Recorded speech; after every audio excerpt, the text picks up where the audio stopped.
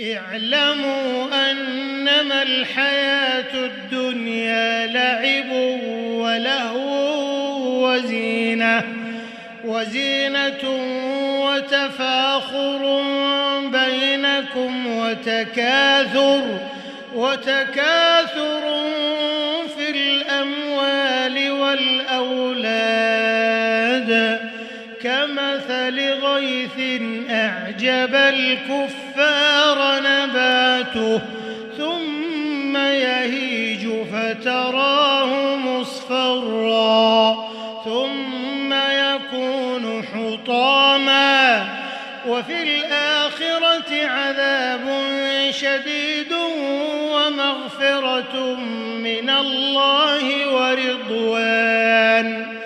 وما الحياة الدنيا إلا متاع الغرور سابقوا إلى مغفرة من ربكم وجنة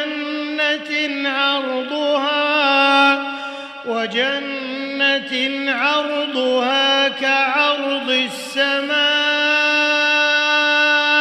والأرض أعدت للذين آمنوا بالله ورسله